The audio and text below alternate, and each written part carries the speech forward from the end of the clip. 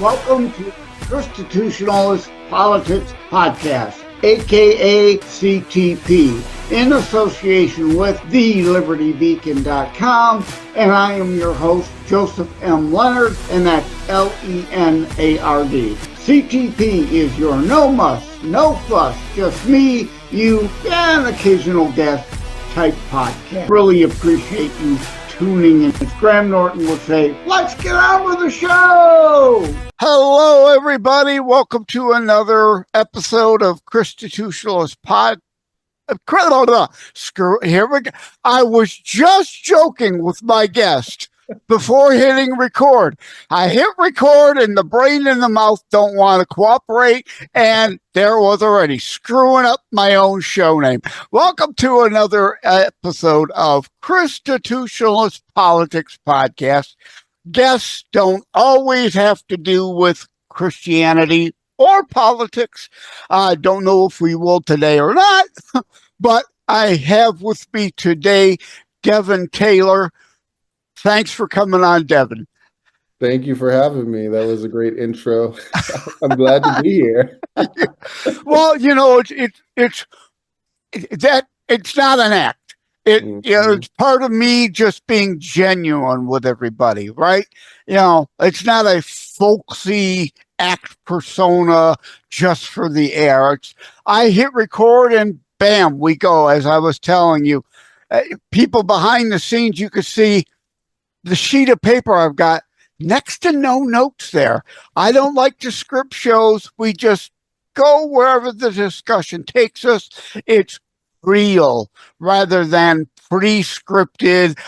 You know what I'm going to say. I know what you're going to say. And we put everybody to sleep.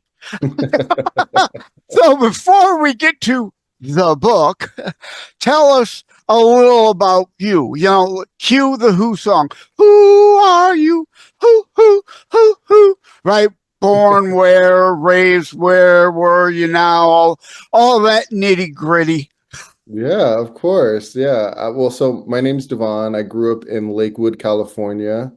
The majority of my life, that's kind of where I lived until I moved on my own to Long Beach. From there, what I do, I was a coach for a really long time. I'm coaching again, so that's funny. I say for a really long time, for my whole life, I guess. It seems to find me at every point in my life.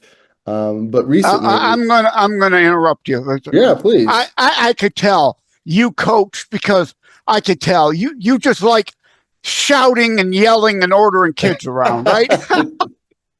That's my favorite part about coaching, I think. It's the shouting and the yelling. It's something therapeutic about it. I don't know.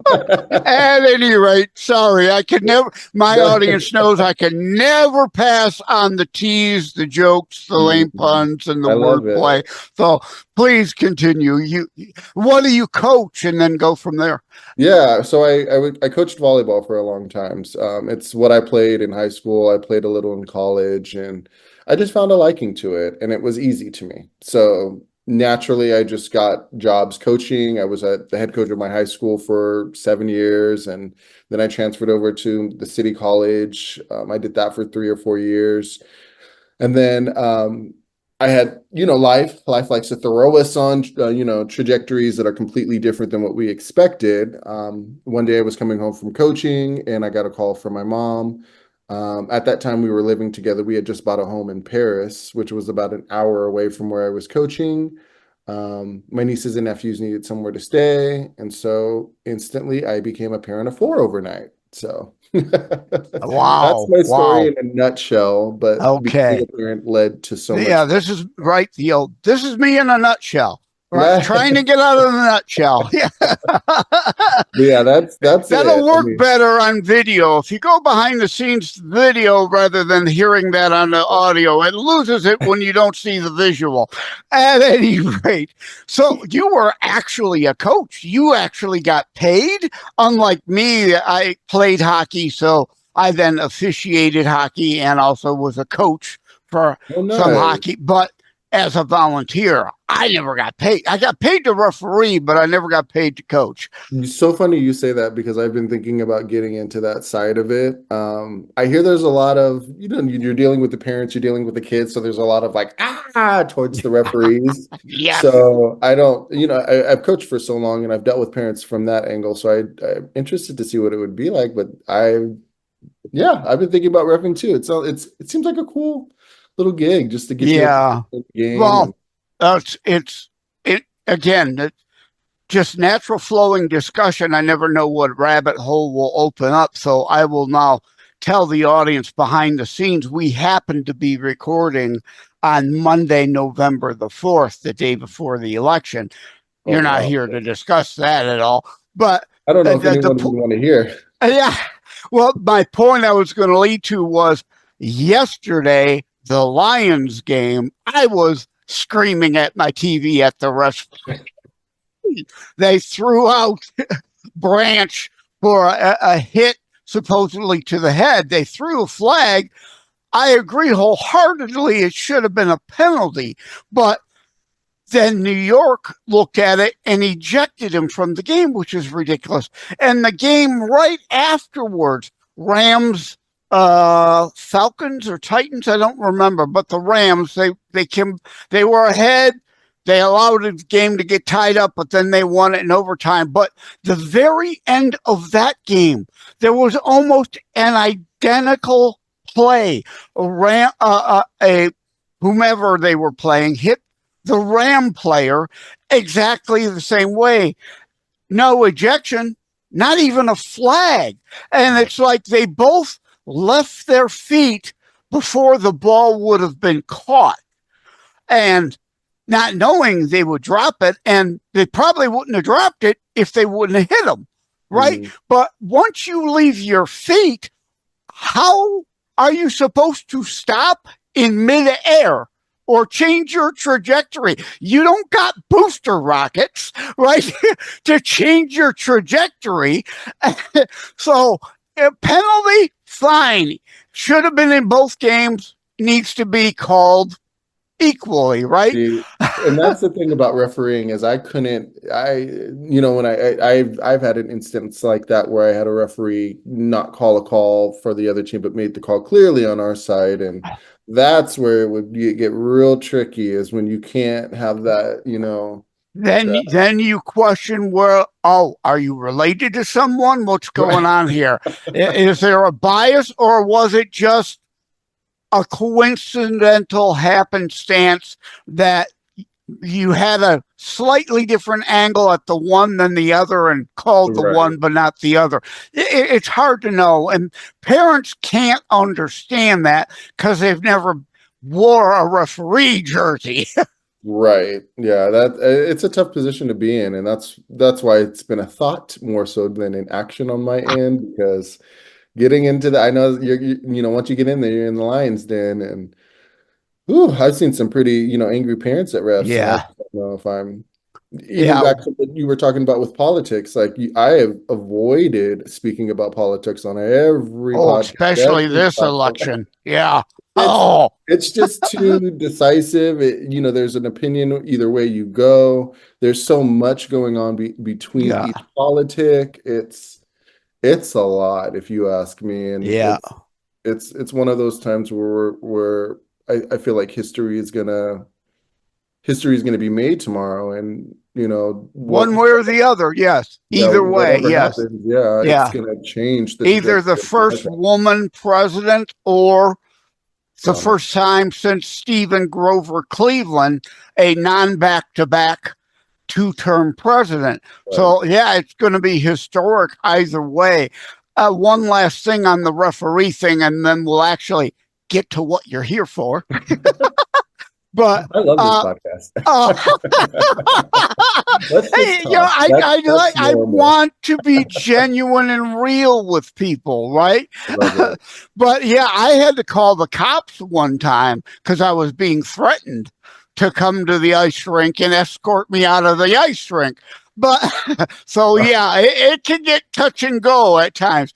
But at any rate, and people could see if they're looking behind the scenes on BitChute, Brighteon, Daily Motion, Rumble, or YouTube, as long as they allow me to continue to put behind the scenes videos there. I'm having an issue with both YouTube and Daily Motion right now, so let me make a note about that. I'm going to put the link to the article about all that hassle going on in the show notes. But that's an aside, and indeed, at any rate, you're here to talk about a book, and it is a child's book. So first, give us the title. Yeah, so title is Icarus Finds His Power. It's got a nice red cover with all the characters on the front. This is a Oh, signed copy. it's different from what's behind you.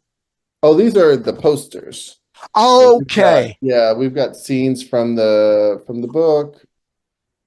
Oh, that makes perfect sense then. Yeah. Okay. So again, for those of you listening on audio, well, you missed out. You're missing out, guys. You gotta see the visuals. Obviously, I do usually ask this at the end. Now, it's on Amazon, right? Yes. So obviously people could go to Amazon and there's probably the peek inside option. They can see the first couple of pages and everything. So we kind of got that out of the way. But yeah, I'm glad you held up the book cover so we all could understand why there's a difference there, what's going on there in the video on the wall behind you there. So what year did it come out? You know what? It's been a year now, so I want to say it came out in 2023. Let me just double check. Yeah, 2023. It's been a year, which is kind of like surreal to say because this was never really the plan initially. This was me kind of going back to say to myself, like, what is it that you truly feel like you were called here to do? How are you supposed to inspire people? Yeah. And I hear you when I talk about my books, right? Terror Strikes, that came out in 2022. My fifth one came out this year. Oh, congrats. Two actually this year. But I'm like, we're talking about that book. It's like at the same time, it seems like yesterday. And on the other hand, at times, right, like Einstein said, time is relative. He's right. At other times, it seems like forever ago, right? But I'm guessing, don't want to assume, so I'll ask as a question. You probably wouldn't have happened if the 4 kids wouldn't have landed up in your lap.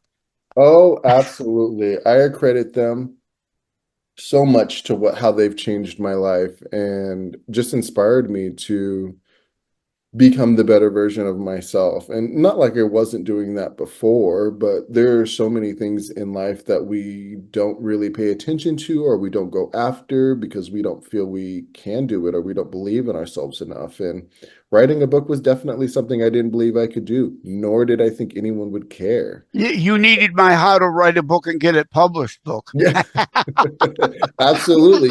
Just any kind of resource to say that you can do this.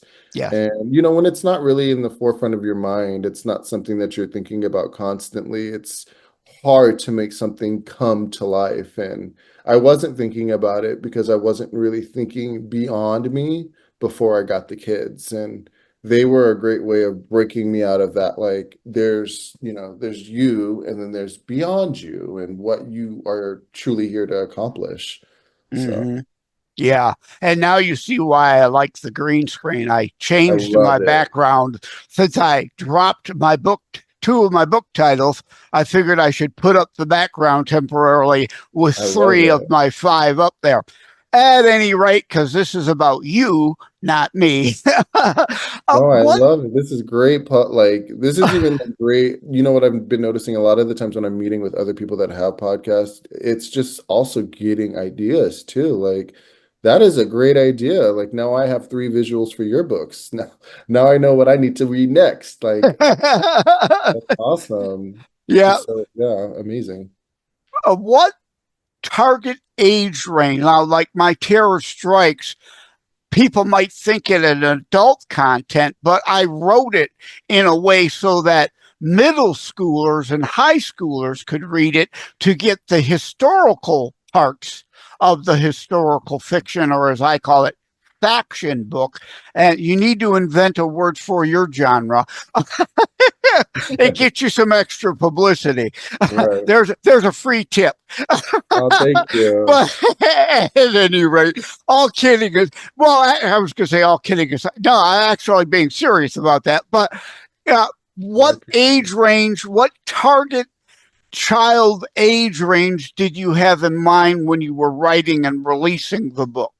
Yeah. So at the time, my kids were between the ages of 8 and 12, 13 now. So I'd say 8 and 13 are the ages that I would definitely target towards. But I feel like it's a book for anyone. I really wanted to create it so that parents had a way to connect with their children. We don't really hear about parents reading to their children at night. And if that's still a thing, I think that's great. And that's kind of why I wrote the book, is to kind of create that connection between parent and child and bring a story that would kind of help bring up some emotions between both parent and child, and something that they could process together. And, just a new idea on story time and bedtime, and just finding ways to connect, because that's really the idea behind why I wrote it for, myself and the kids. I wanted to be able to connect with them. And initially it was just about creating the story and, having them create characters. But then when I realized it could be something so much more beyond us, that's when it really just started to take steam. So I Yeah, would I'm gonna say start calling you Aesop or Dr. Seuss. Dr. Seuss, I love it. Yes, Oh, that's now great. again, all kidding aside, I like that, right? 8 to 13. I really like beyond that the thought then a mother, father, aunt, uncle, grandma, grandpa, whomever can read this to the child at 3 and 4, and then hopefully reintroduce it and they discover it later Yep. when they are reading themselves, because then there's, as you said, that connection. There's that memory of when mom, dad, aunt, uncle, grandma, grandpa, especially if grandparents are older and they pass. I've now got that connection, that memory back to when grandma or grandpa was alive and read me this book.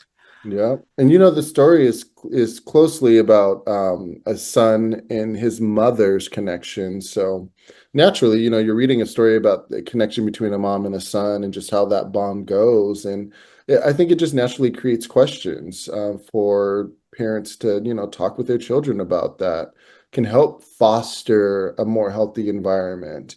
And there are elements of foster care and Icarus having to kind of deal with being in foster care and what that looks like for him. And it's a Oh, fantasy book, so that's great. I love this because again, that distinction. A mother, there's single family homes now, so many, mhm. right? But a mother can never really truly be the father, and the father can never truly be the mother.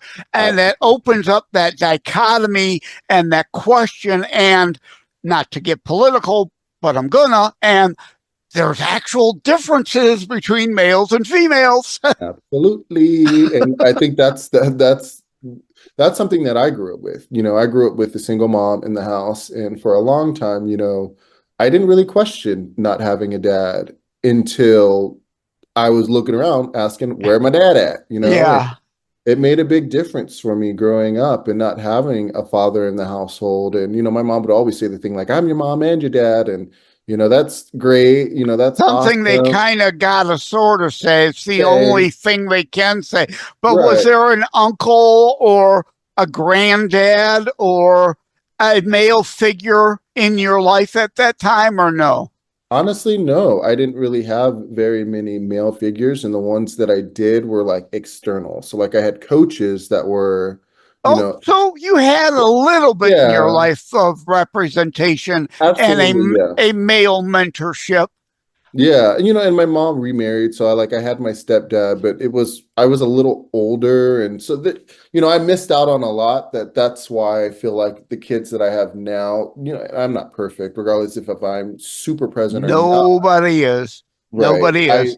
I know that me being here, at least for them in the house and providing for them in certain ways, is going to make a big difference. It's something I didn't have, and And I'm you're also presenting or providing that potentially for kids that you're coaching that may right, come right. from a family without a father. You're that So potential funny. male figure example and mentor to It's so. understand we need each other. We Mhm. are male and female, and we are meant to depend on each other. I love you said that because I had one of my students actually we were talking to them and they were going through something rough after losing a game and we were just trying to find ways to help them and I told them a little bit about my story with my kids and taking them in and it hit one of the girls a little harder than I expected it to and she came up to me after and she told me I lost my dad during COVID, and to hear you say like you're here for us as a parent or you're here for us as like a mentor really meant a lot because I don't have that in my life right now. And I didn't realize that. I had no idea. I just Now was you're a little more conscious of it. absolutely and just more mindful that these children really Are need us as watching. They're adults. watching. Yeah. They really need us and they really They're need to be great examples for them yes. because they're our future, and Right. They are absorbing whether we pay attention that they are paying attention or not, both Mhm. good and bad going on. And we obviously need a better balance of far more good examples in their life than bad examples, lest they become a bad example from the Mhm. bad they've learned. Right. Yeah, it's been amazing just kind of seeing that difference too. Like, in my household, I have my four kids, but then going out and coaching, I've got those kids. So just being able to make a positive impact has been something really huge for me lately. And I'm glad that I'm able to do it by writing this book, by coaching, by whatever I can. So Yep, that's great. You just have the one?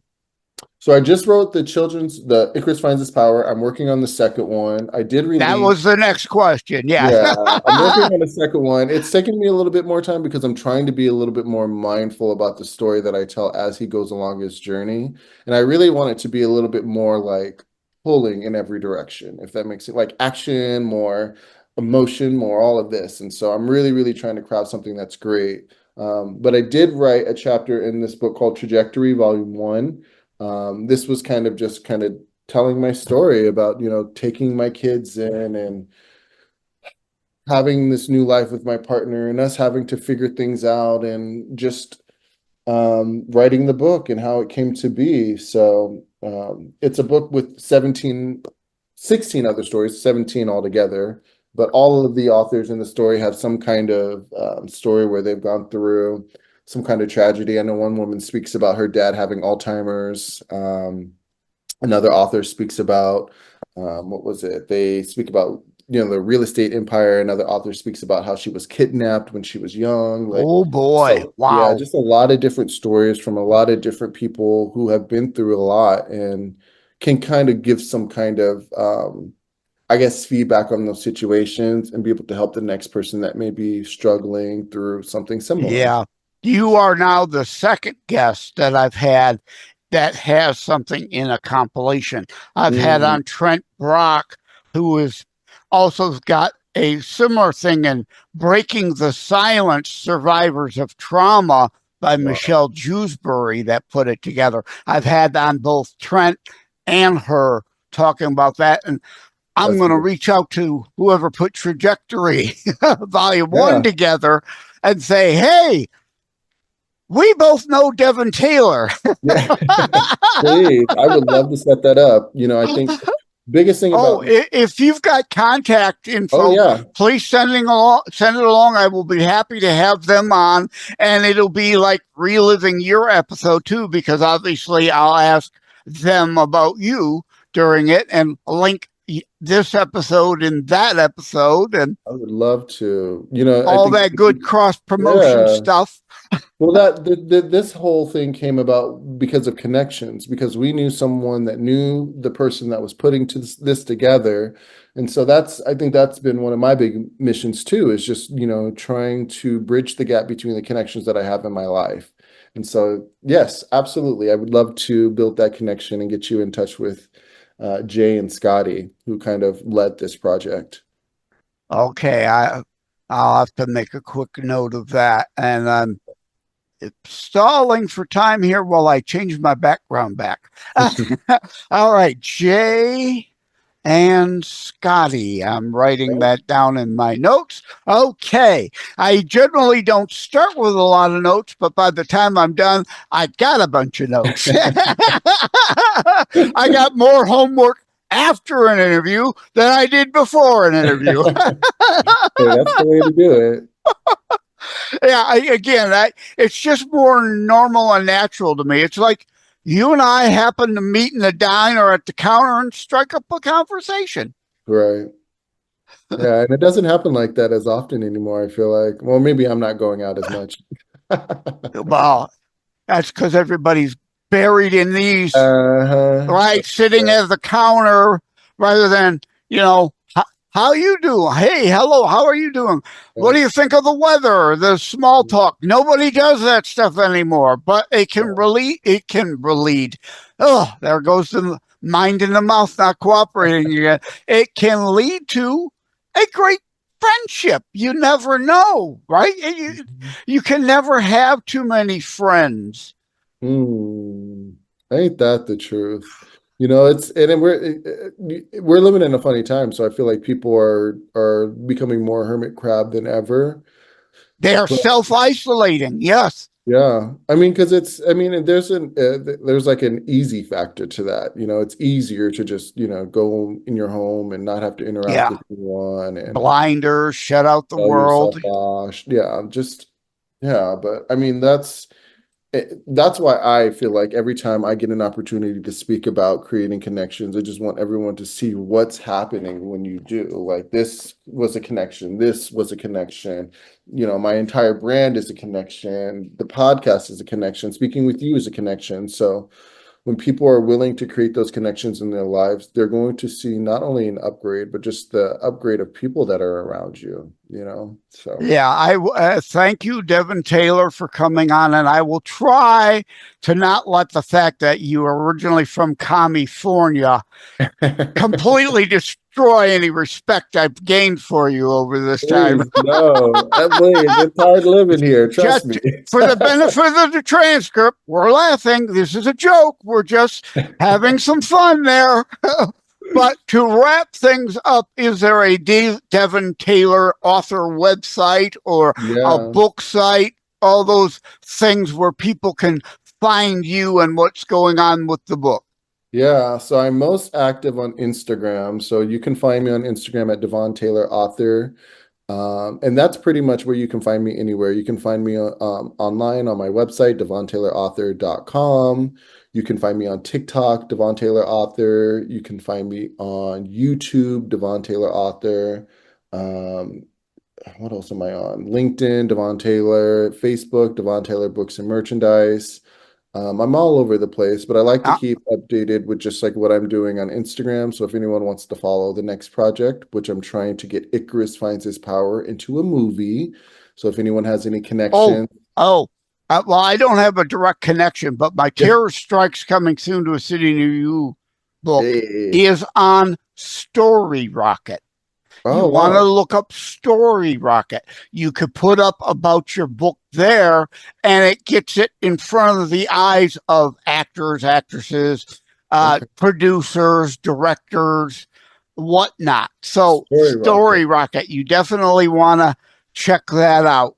Yeah, that's And been my passion. Like I feel before I die. That needs to happen. Icarus Finds His Power, the movie, needs to come out. It needs to be an animation.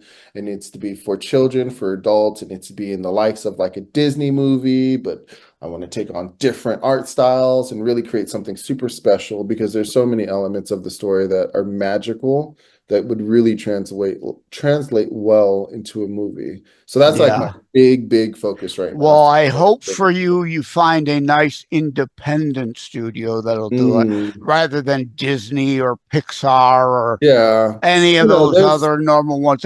You're just a quick turnaround product to them, whereas an independent studio, if they like your book, they want to bring it because they really care about your book mhm, and you. You're not just, really small wheel in the big cog of all the machinery.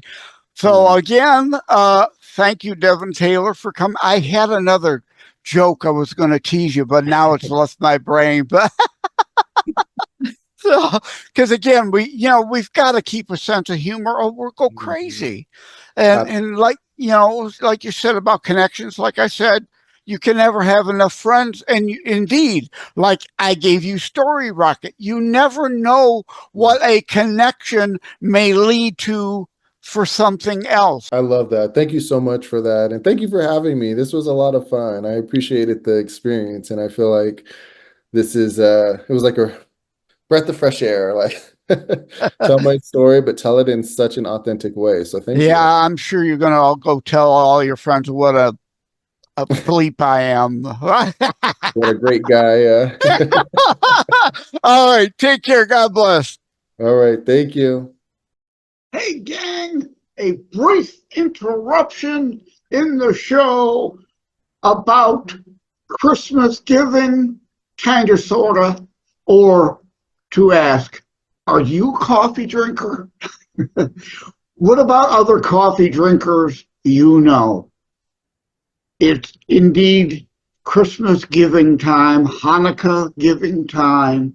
Again, I want to ask you, those coffee drinkers on your gift giving list, socks that'll get put in a drawer they forgot you gave them, a tie or a shirt that'll end up buried in the back of the closet they forgot you gave them.